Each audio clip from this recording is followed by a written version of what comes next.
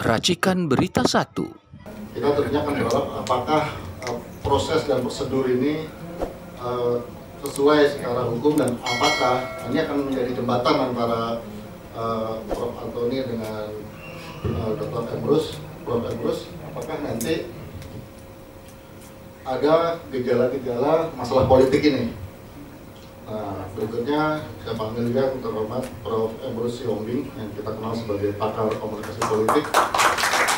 Makanya dari Prof. Emrus ini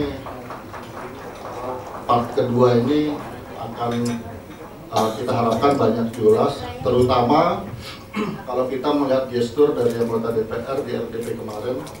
Saya rasa dalam kepemimpinan Jaksa Agung Burhanuddin Abdullah dan Jampitsus Febri, baru kali ini dia diserang oleh hampir seluruh partai terkait dengan penanganan perkara. Hal yang terjadi dalam penanganan kasus Jiwasraya yang melibatkan relawan, kasus Taspen yang juga melibatkan entitas terkait relawan, dan juga kasus-kasus besar lain. Tapi ini sepertinya akan membuka tabir apakah memang ada masalah politik atau tidak. Dan kalau ini ada masalah politik, seberapa besar masalah politiknya, apakah terkait subjek Tom Lembong atau ada hal lain sehingga ini menjadi masalah politik. Oke, untuk mempersingkat, saya akan memberikan kesempatan pertama kepada Prof. Antoni untuk mengulas hal yang tadi. Terima kasih, Prof. Ya. Terima kasih, moderator. Selamat siang. Selamat siang. Jadi ini memang menarik, judulnya adalah Tom Lembong ini tersangka sebagai kasus hukum atau sebagai masalah politik. Nah, itu nanti kita jawab terakhir aja ya. Kalau kita jawab awal nggak seru. Nah, jadi kita lihat pertama adalah tadi Pak Moderator mengatakan secara administratif telah memenuhi syarat. Nah, ini saya challenge. Gini, tuduhannya kepada Tom Lembong apa sih? Kan itu dulu ya. Kita berasal dari tuduhan, kita bisa lihat bahwa tuduhan ini benar atau main-main atau dicari-cari. Kalau tuduhannya benar, ya berarti itu berarti kasus hukum kan ya. Apalagi kalau ada alat bukti. Tapi kalau tidak benar, kalau ini dicari-cari, maka ini adalah kasus politik. Sekedar gambaran saja bahwa surat untuk menyidik Tom Lembong ini sudah turun sejak Oktober 2023. Pada saat itu masa kampanye Pilpres pada saat itu. Nah, di mana bahwa Tom Lembong kalau nggak salah pada periode itu masuk kepada tim untuk pemenangan Anies dan Muhaimin di sana. Nah, pada saat itu langsung keluar sprindik. Pertanyaannya adalah, apakah ada penyelidikannya? Apakah ada lidiknya? Nah, ini nanti Mas Sugeng yang bisa menjawab tuh ya. Jadi kalau ada penyidikan, harusnya adalah didahului dengan penyelidikan. Nah, berdasarkan dari informasi di media, itu ditanya jaksa penyidiknya, kapan penyelidikannya? Wah, saya lupa, tanggalnya saya tidak tahu. Tapi pasti ada lah gitu. Tapi apa iya boleh bisa begitu? Apa boleh penyidik begitu ditanya tidak tahu kapan penyelidikan? Bukankah harus lengkap gitu ya untuk melihat bahwa ada penyelidikan sejak kapan dan sebagainya dan sebagainya. Itu Oktober 2023 mulai penyidikan. Lalu kasus ini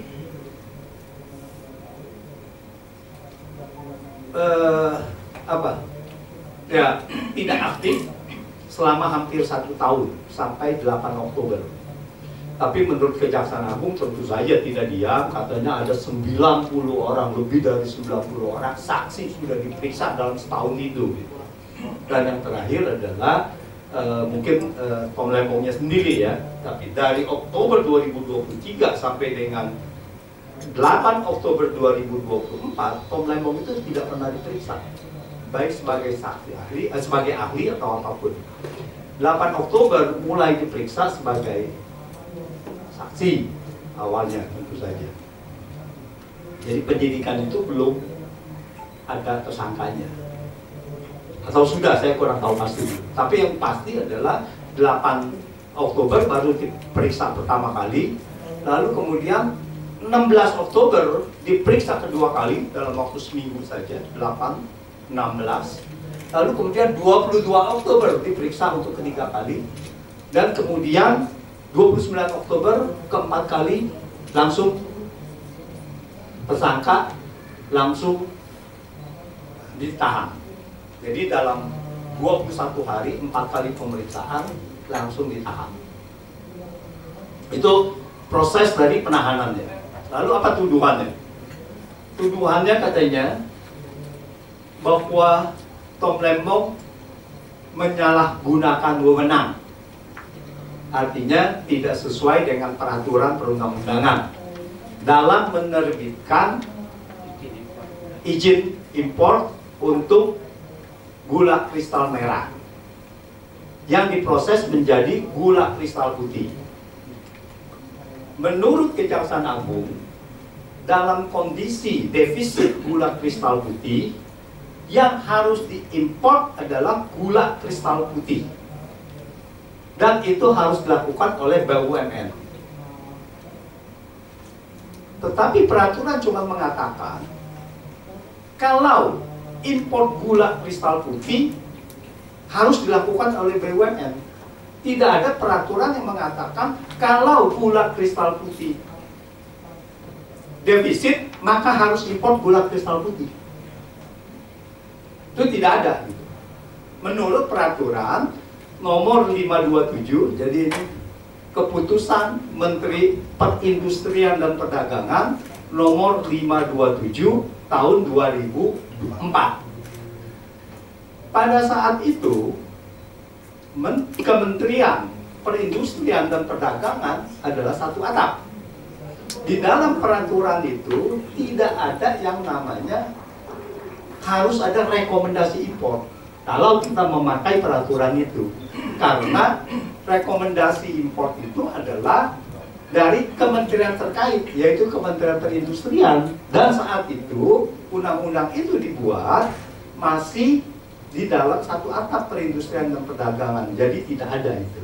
Meskipun setelah itu Kementerian Perindustrian dan Perdagangan itu pecah, kalau nggak salah mulai 2009 itu mulai pecah waktu SBY, tapi peraturan itu masih ada, masih dipertahankan yang tahun 2004 itu. Sampai dengan 2010 yang diatur ada beberapa perubahan, 5 kali perubahan dari peraturan yang 527 tahun 2004 itu. Yang dirubah adalah harga acuan untuk gula kristal putih yang tadinya 3.410 terus naik menjadi sekian, itu yang diubah setiap kali di dalam perubahan peraturan Menteri Perdagangan untuk mengubah yang tahun 2004 itu. Oke, kita kembali kepada defisit gula kristal putih itu harus melalui GKP dan peraturan itu tidak ada. Jadi kalau kita impor GKP harus BUMN, tapi bukannya berarti kita wajib impor GKP. Itu satu. Terus sewaktu kita impor, Menteri mengatakan kita kekurangan GKP, gula kristal putih. Lalu apa yang dilakukan? Dilakukan dengan beberapa koordinasi. Kemudian mereka memutuskan untuk impor gula kristal mentah diproses menjadi gula kristal putih. Dan itu tidak ada larangan. Untuk memenuhi gula kristal putih bisa juga import langsung dari gula kristal putih dari luar negeri, atau melalui proses produksi dari gula kristal mentah menjadi gula kristal putih di perusahaan yang memproduksi gula kristal rafinasi.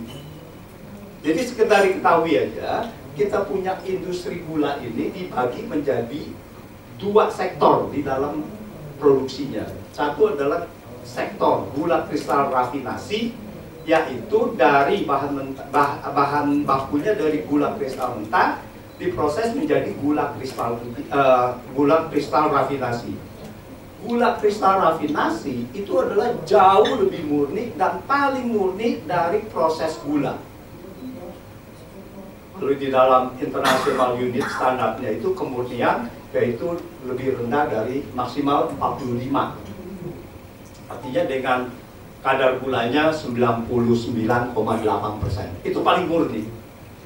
Gula kristal putih itu tidak terlalu murni. Jadi di bawah itu jauh. Artinya apa? Perusahaan gula rafinasi itu bisa memproses gula kristal putih. Tapi tentu saja harus ada penugasan. Tanpa ada penugasan, mereka tidak boleh memproses gula kristal putih dari gula kristal mentah, dari raw material, dari raw sugar. Karena apa? Karena untuk melindungi petani tebu. Kalau dia boleh seenaknya produksi gula kristal putih, maka akan banjir gula kristal putih di pasar, maka harga tebu akan jatuh.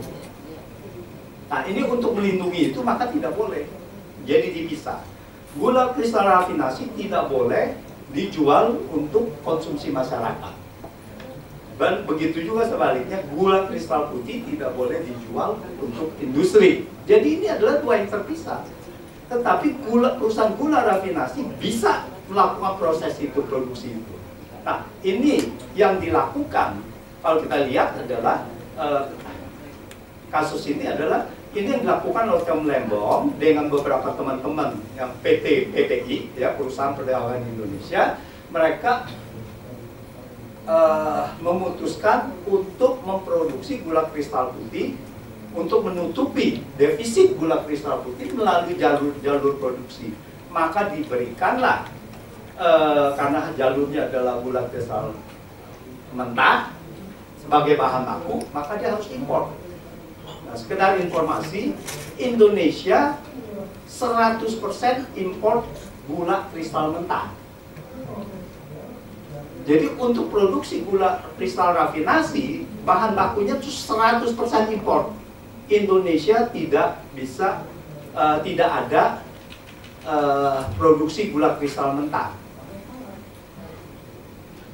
Untuk gula kristal putih saja, perkebunan tebu kita tidak cukup menghasilkan gula kristal putih untuk mencukupi konsumen masyarakat, kebutuhan dalam negeri. Tidak cukup. Maka itu ada selisih 100.000, 200.000, 300.000 itu harus diimpor.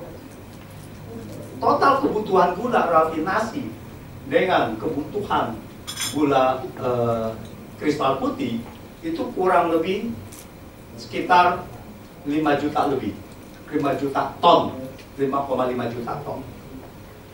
Nah, pada tahun 2015 itu terjadi impor gula kristal mentah,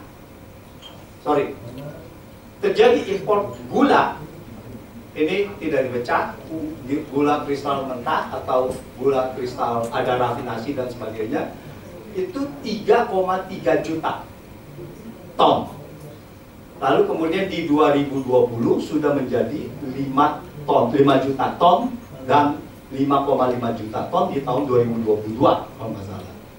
Jadi memang luar biasa. Tapi itu adalah mungkin 90%-nya adalah dari gula kristal mentah, karena kita tidak bisa produksi gula kristal mentah untuk kebutuhan rafinasi. Nah, tuduhan kedua bahwa Tom Lembong menyalahgunakan wewenang adalah berdasarkan rapat koordinasi pada 12 Mei 2015.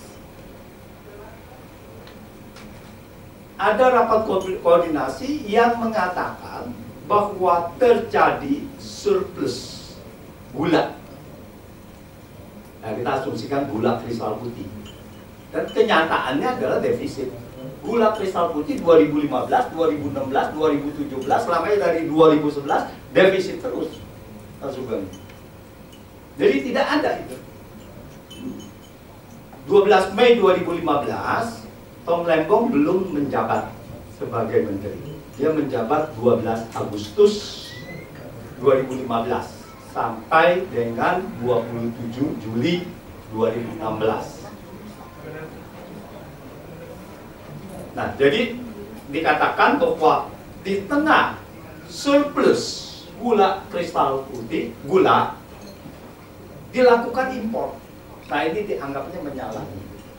Dan berdasarkan data itu dari BPS dan data dari yang lain-lainnya dari Kementerian Pertanian, yaitu statistik tebu namanya, statistik tebu 2015 atau 2017, kita lihat ya bahwa itu ada trennya, bahwa itu tidak mencukupi konsumsi dalam negeri.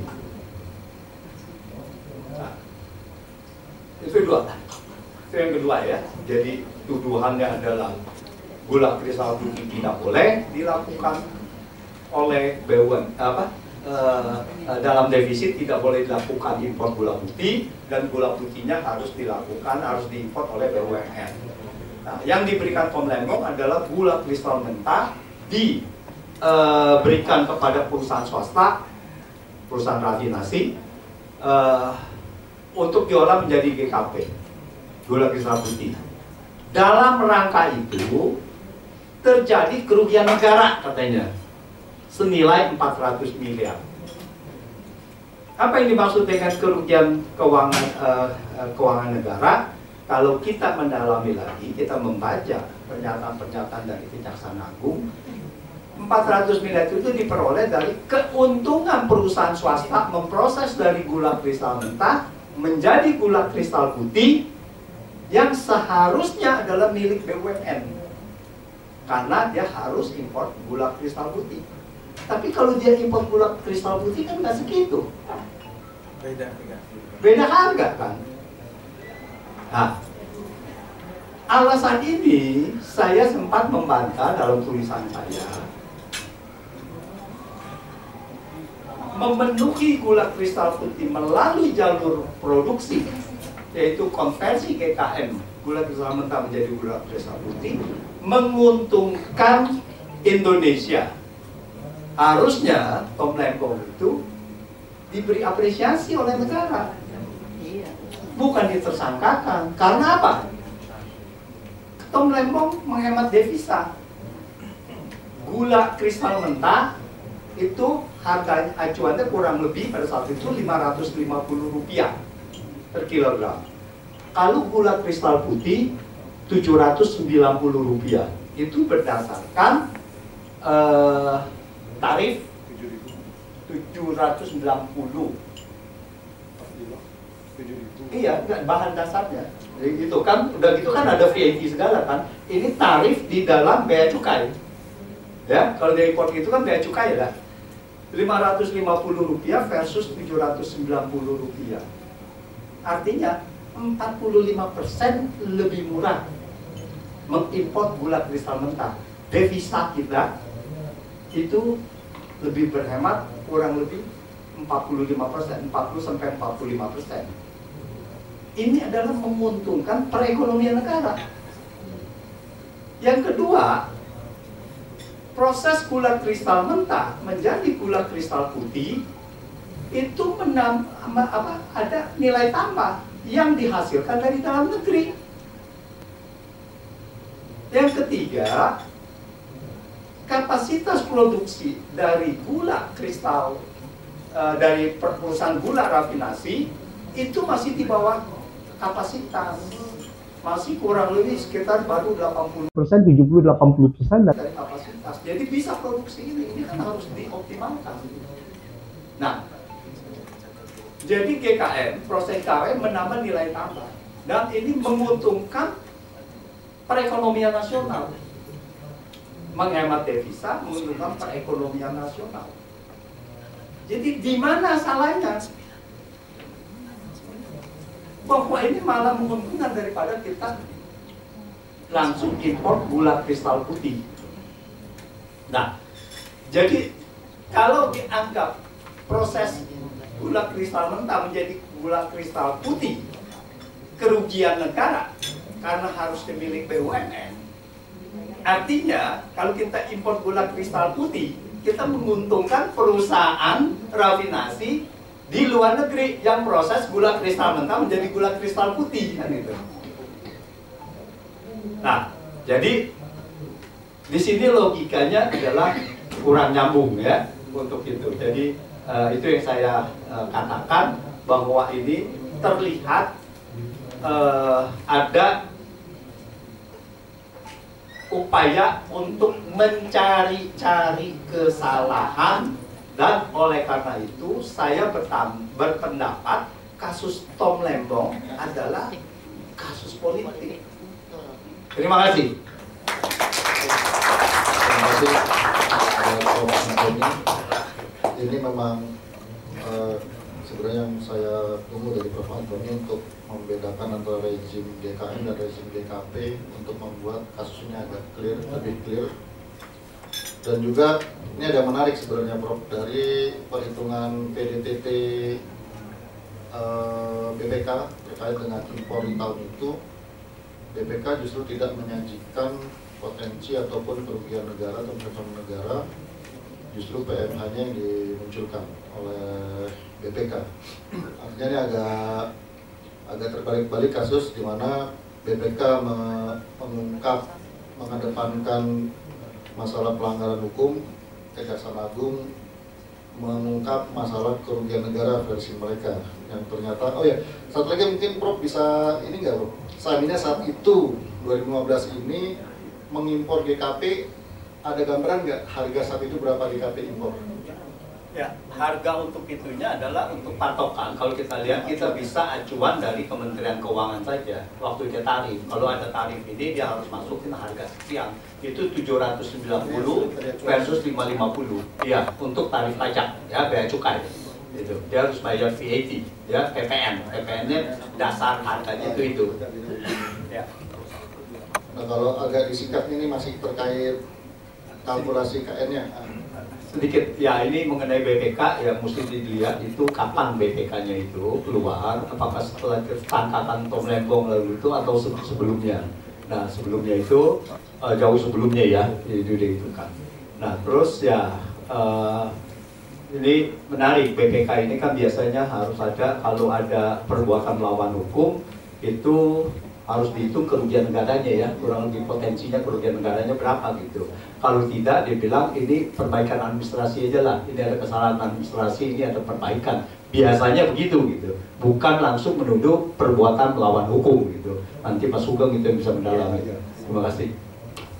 Oke, kalau bukan kesimpulan, tapi saya agak highlight di sini karena saya tertarik dengan kerugian negara ini.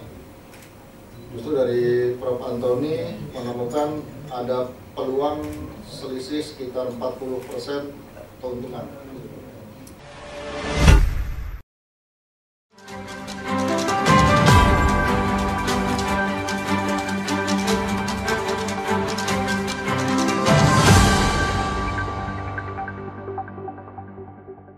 Racikan Berita 1.